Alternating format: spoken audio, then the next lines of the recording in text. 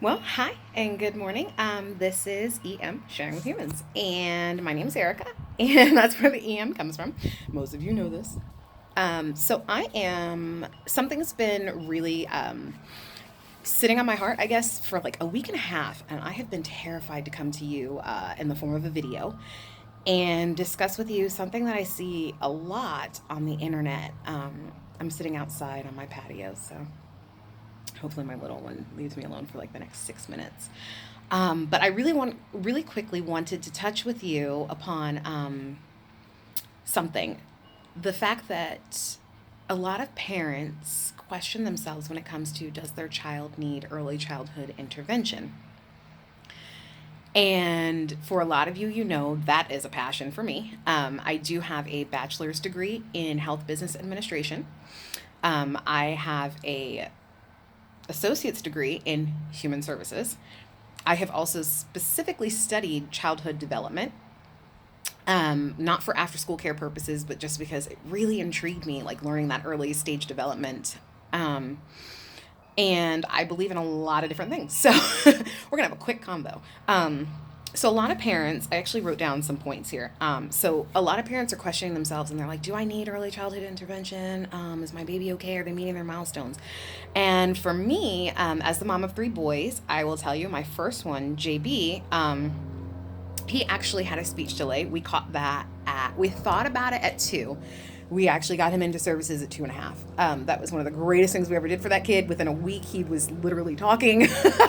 It was amazing.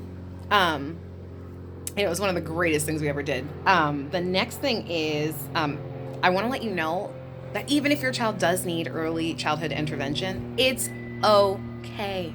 Hear me. It's okay.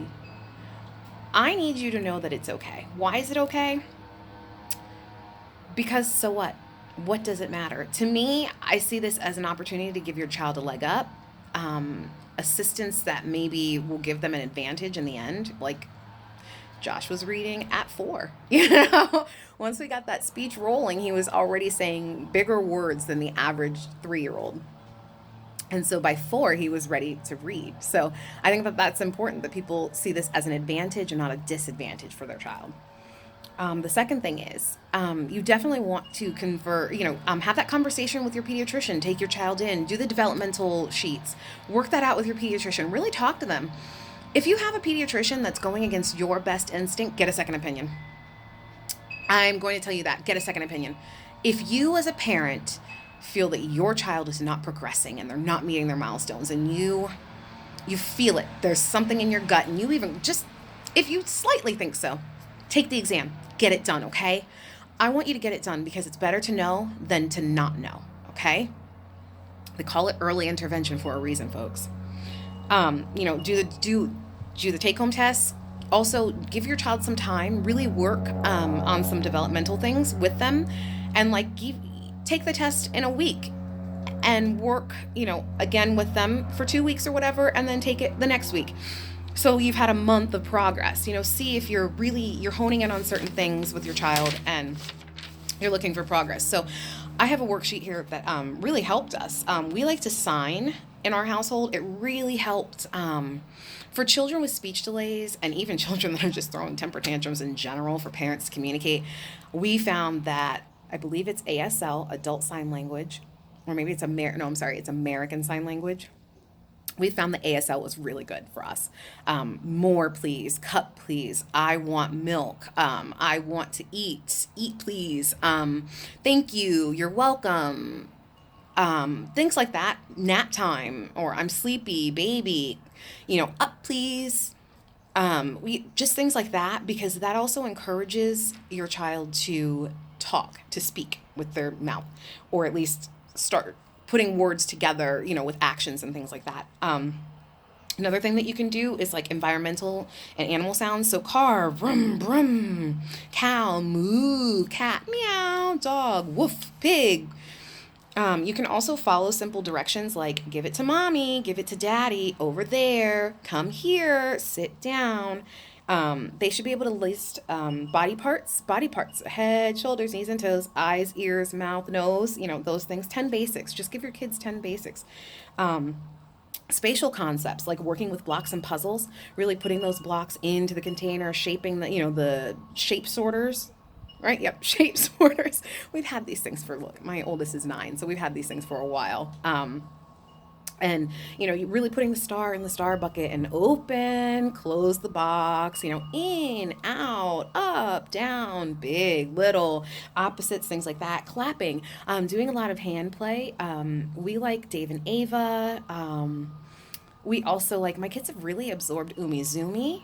They know pattern power and all kinds of things. I'm noticing that even the 2-year-old is really grasping these concepts of numbers and letters, and that's really showing something. I mean, we work with these toys and tools as well. I'm just saying these are other things that you might like. And then I'm going to leave a link for everything that I've suggested here. There's also Apple iPad has, or everything now has Imaginators. They make a monsters series where you can teach your child numbers, language, spelling, vocabulary, I think foreign language now, science. It's just, that's been one that since my oldest was 2, we've had. So for about 7 years now, we've been working with that on the iPad, on the original iPad. You can do imitation gestures, clapping, waving, hi, bye, blow kisses. You want to also target words like p, puff of air, pizza, puppy, potty, poo, making sure your child is doing p-m, And now you'll see me using my hand because that's how we taught our children and reiterated and sounds, things that they could hear or feel. T used to be for my oldest, because it was the T where you have to place your D is forward, T is back. Yeah, I've done a lot of this with my 3 children. So D and T are kind of similar. Anybody that's a speech language pathologist will tell you that. And it's all about where you can teach your child to place their tongue. There's things like that too. When your child takes services like this, make sure that you are also following up and helping and coaching your child through. There's basic vocabulary, like chair, cup, dog, cat, bed, house, baby, things like that. Again, things that they can also sign. So you're incorporating things, places, people, really working with your child on that. Expressive first, like, uh-oh, no, hi, bye, things like that. Taking turns, rolling a ball back and forth and kind of interacting with your child. Share, your turn, my turn. Even with my 2-year-old, with Joey, we're learning to do, really taking turns. So we'll even set the Google timer and say 2 minutes, please. And now the 4-year-old has learned to set the timer, and he'll give his brother 4 minutes because he's 4. The logistics in that, man. I don't want 5 cookies, Mom. I want 4. Great kid. So he'll set the timer, he'll hear the beep, he'll say, my turn, and teach his 2-year-old brother, that kind of thing. So that's really incorporating taking turns, and it's also really good for the harmony in the household. Songs like Itsy Bitsy Spider, Action Play, Bingo, Head, Shoulders, Knees, and Toes, really getting into those toddler tunes, as I call it, that 2 to 5. If you're a Netflixer, that's that 2 to 5 preschool age. If you're on Amazon Prime, that's like your Bubble Guppies, your Umizoomi, Paw Patrol, a little bit of Dora and Diego. I'm old school, okay? What can I say? Even backyardigans, dancing, clapping, singing, playing, role playing, taking turns, sharing life action, and pretend play. Again, tea party, cooking, eating, showing your child. Remember, you can teach your child colors, numbers, all of these things. How many grapes? 3. 1, 2, 3. 3 green grapes. That's a 3-word action your child can say. Really incorporate everything that you do with your child. Think of it as a learning experience. I think that it helps. It might help develop some sanity for some of us that are going crazy. When you have 3, you're outnumbered. You just give in. But I promised myself I would not make this any longer than 10 minutes. So we're going to wrap up here. Reach out. One of my major points is I want you to reach out. We have here in Palm Beach County, we have Healthy Mom, Healthy Baby, Child Find, Easter Seals, Bridges, community centers. All of these have funding, and I want you to use it. And I say that, and people go, oh, she said use the money. Yes.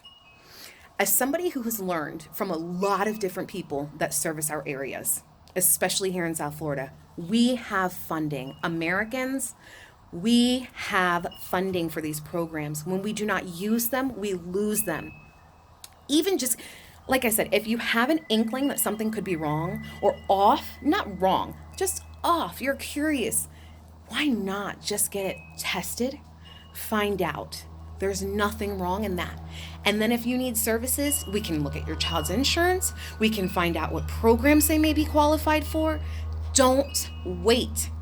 You are your child's biggest advocate, and I want you to stand up for your child. If nobody else will, who will? Truly, I hope that you have found this video to be very informative and very helpful. I was just passionate about this, and I decided I was not going to wait for perfection. It is freezing out here in South Florida.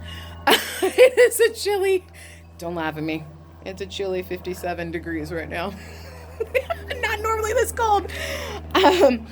But I really hope that you sincerely found something, just even a grain, a morsel to value from this video.